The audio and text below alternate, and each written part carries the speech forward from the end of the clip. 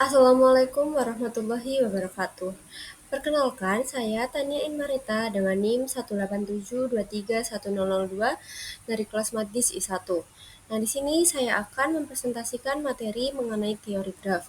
Nah, pada pembahasan kali ini saya akan membahas mengenai aplikasi teori graf dalam analisis struktur protein. Nah, yang pertama yaitu ada pendahuluan.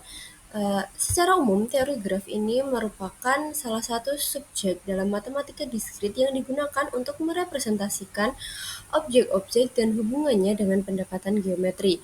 Nah, dalam konteks biologi sendiri, graf digunakan untuk merepresentasikan jaringan interaksi protein-protein atau protein-protein interaction atau biasa disebut PPI. Nah, protein sendiri ini adalah komponen sel yang memiliki peran penting dalam berbagai proses biologis seperti kontrol enzim, regulasi aktivitas sel, dan transfer sinyal. Dengan mempelajari jaringan interaksi protein ini diharapkan dapat memberikan gambaran fungsi kerja sel dan berbagai penyakit yang lebih kompleks. Oke, selanjutnya adalah mengenai teori graf. Secara definisi, misalkan kita memiliki graf G yang terdiri dari V dan E. Nah, hal ini berarti graf G terdiri atas himpunan V atau vertex dan E atau edge. Nah, vertex ini merupakan titik simpul dan edge merupakan garis yang menghubungkan antara titik simpul atau vertex. Sedangkan derajat simpul sendiri adalah jumlah simpul yang merupakan tetangga dari simpul tersebut. Misalnya, kita memiliki simpul A yang berhubungan dengan simpul B dan simpul C. Nah, berarti hal ini simpul A memiliki 2 derajat simpul.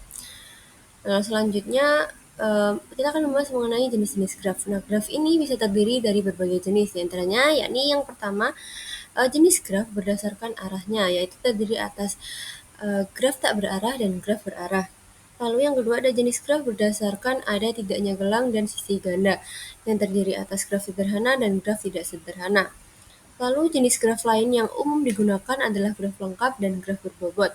Suatu graf disebut graf lengkap atau KN jika setiap simpul memiliki n simpul tetangga. Sedangkan graf berbobot adalah suatu graf di mana setiap simpul dan sisinya dibedakan dengan pemberian nilai tertentu sebagai bobot dari simpul.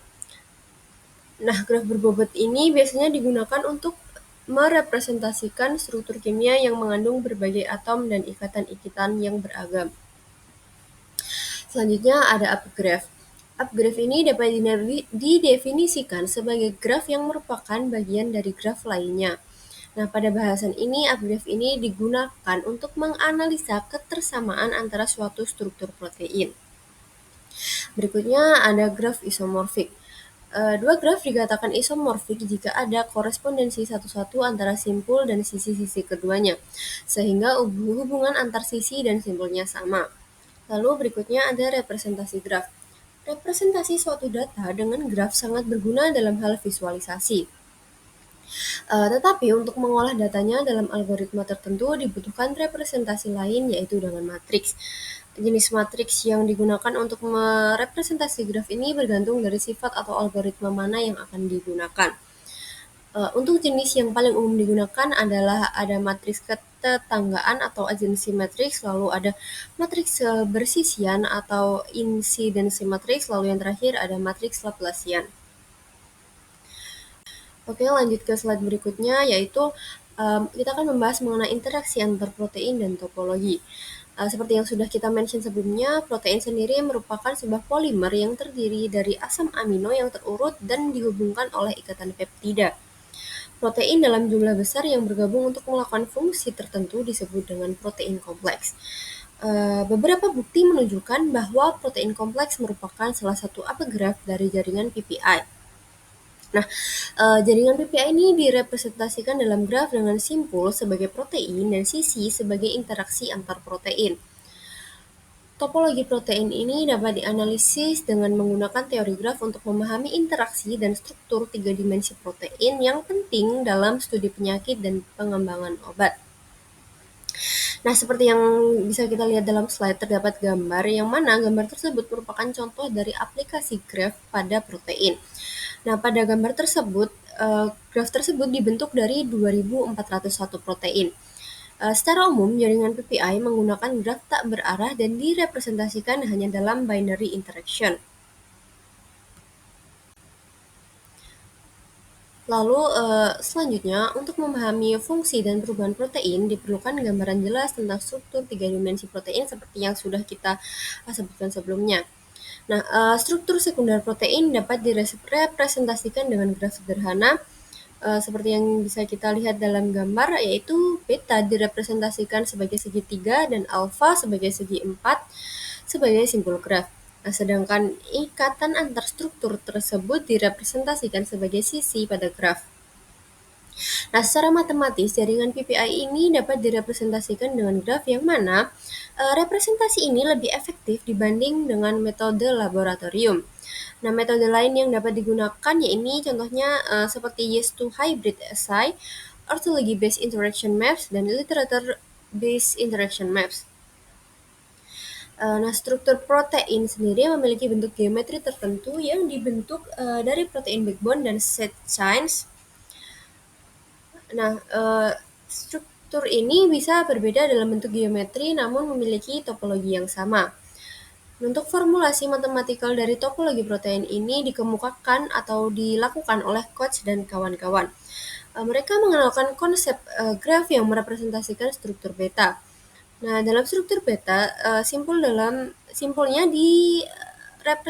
merepresentasikan beta strand.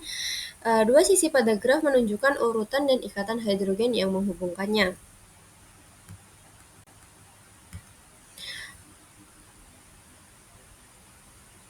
Lalu selanjutnya yaitu mengenai aplikasi teori graf dalam analisa struktur protein. Jika suatu graf yang menunjukkan struktur sebuah protein, maka dapat dilakukan analisa-analisa berkaitan dengan struktur dari protein itu sendiri, pola topologi protein, serta prediksi dari struktur suatu protein. Nah, gambar pada slide ini merupakan bentuk tiga dimensi dari protein tripsin dan elastin. Nah, dengan menggunakan teori graf dapat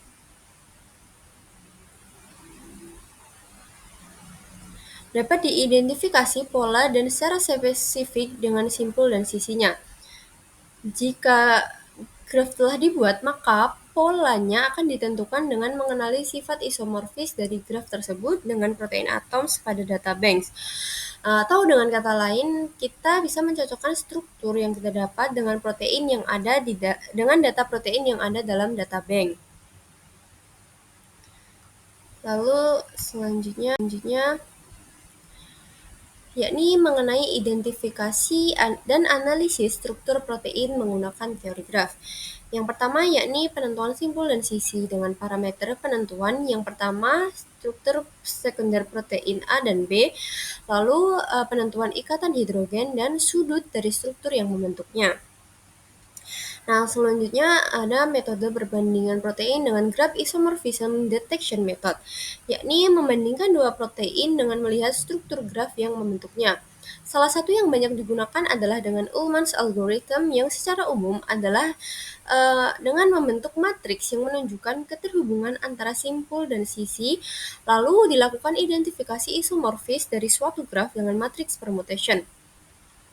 Nah, metode selanjutnya adalah dengan menggunakan algoritma maksimal common subgraph atau bisa disebut MCS.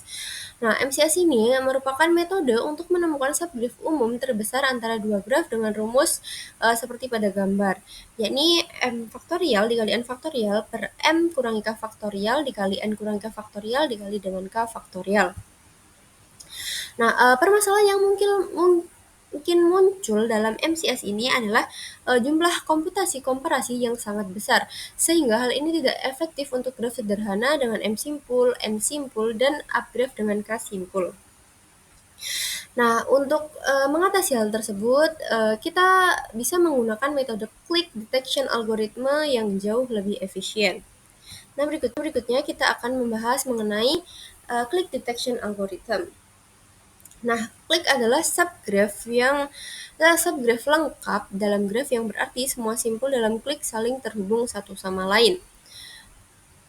Maksimal click adalah click yang tidak bisa ditambah simpul lain tanpa graf dengan sifatnya sebagai subgraf lengkap. Nah, pada algoritma click detection, sebuah klik dalam graf G adalah upgraf lengkap dari G. Nah, seperti pada gambar yang dapat kita lihat di slide, yaitu 125 ini merupakan maksimal klik dari graf tersebut.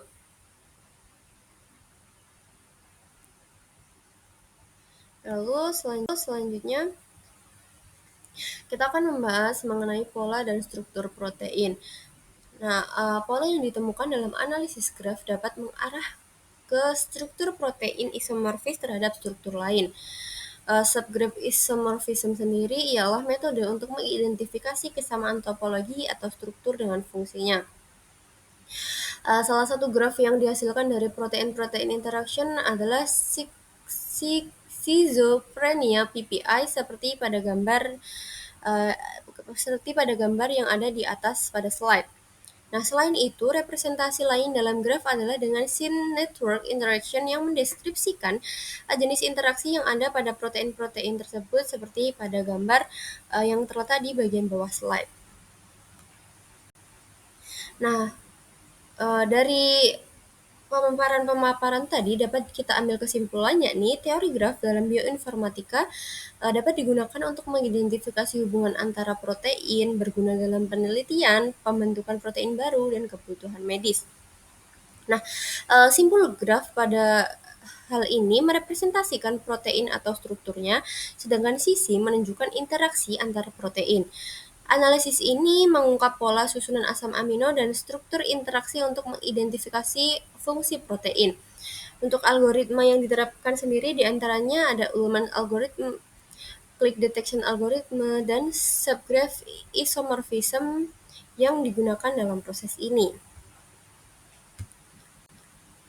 Lalu untuk referensinya sendiri bisa kita lihat, saya mau mengambil beberapa referensi yang berasal dari Google.